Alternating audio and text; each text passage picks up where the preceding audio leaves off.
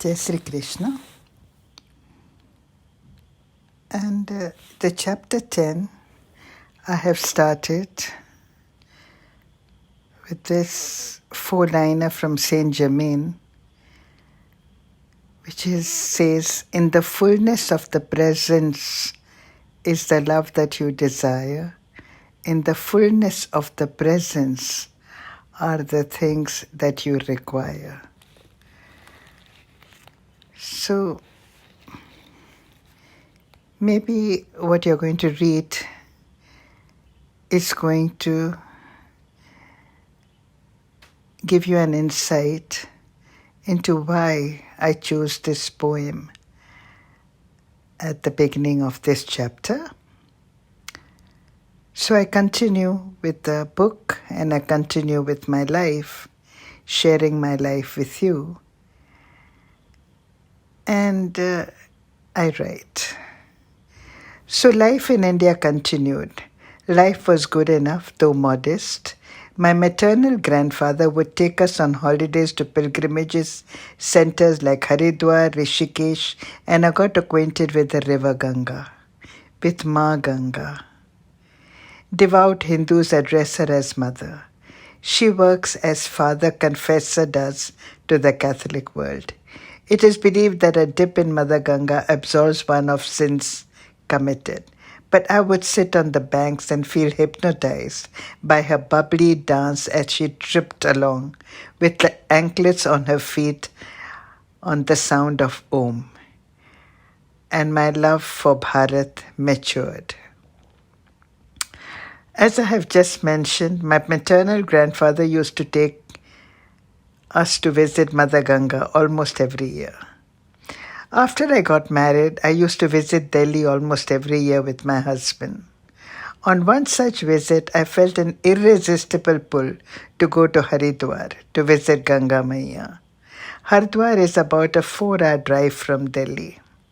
I expressed the above desire to husband. He said, "This time it is difficult for me to accede to your request as the car is not in a good enough condition. I need a day to get the vehicle fixed and we had to get to Mumbai in a couple of days. So the maths does not work." The trip seemed an impossibility. But then there is a bulava. When there is a call, a bulava is a call from the Heavenly Mother, everything becomes possible. My husband and myself were staying in a spacious hotel. No, my idea is not to mention this is not owing to the false and welcome pride. My reason is that you can easily miss meeting friends that may be staying in the same hotel because of its magnitude. Anyway, what happened is the following. As Narayan, my husband, and myself were walking towards a restaurant in the hotel, my friend from Mumbai was entering it. We met in the lobby, exchanged pleasantries, and I asked my friend, her name was Rupa, what brought her to Delhi. She replied that she was going, yes, you guessed right, to Haridwar. I asked, may I come with you? She replied, of course. And my husband looked at me and rejoined, God sent. Go to Haridwar.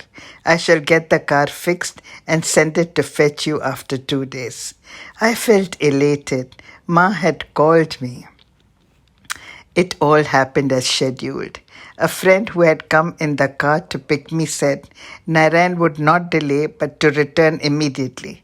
He had come to receive me in the car once it was fixed. So he said, please do not delay anymore. We need to get back to Mumbai.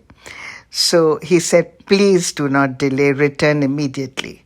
I had not really had my fill and implored Ma, I want just 10 more minutes at your feet. And the car suffered a flat tire just opposite a gas station. I sat at Ma's feet for a while and returned joyfully to Delhi and my husband. And Omkar remarked, it is not only about Ma answering your wishes, but the promptness and unequivocal way she did it. She not only took you to herself, but also provided for the additional blessing of extra parting time. And what a motherly touch of tenderness. Years later, I visit Gangotri, the original source of the river Ganga. It is believed that she had receded today and she is born higher up in the mountains in Gomukh. A trip to the Himalayas is not bereft of big risks.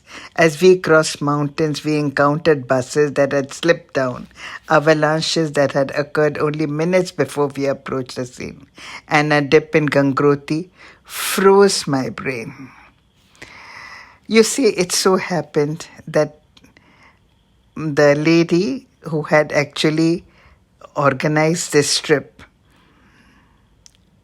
we were living in an ashram, and in that ashram, she said, well, we have to do some puja there on the banks of the river, and if you have a bath you have to have a bath before you do the puja.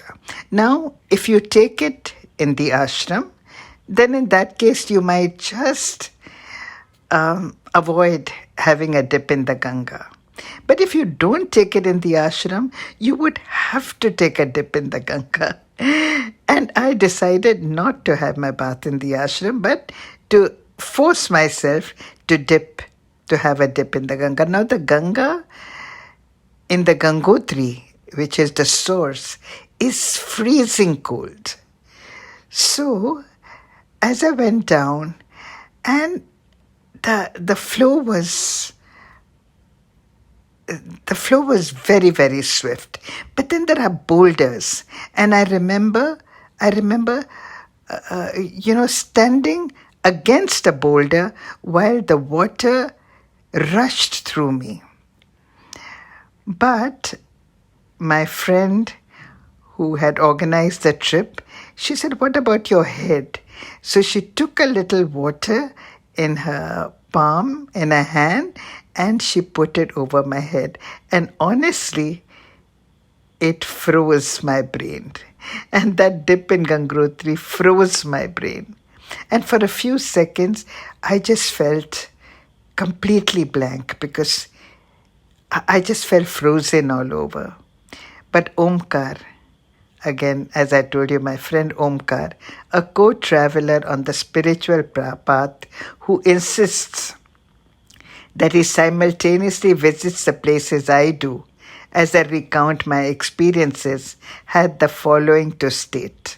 A dip in Gangotri is worth 1,000 risks, and since the brain is considered by many as the seat of the mind, perhaps the brain freezing may lead into mind freezing, and that's enlightenment. Well, what can one say to that? Except, so be it. Tathastu. Until next time, you take care and God bless.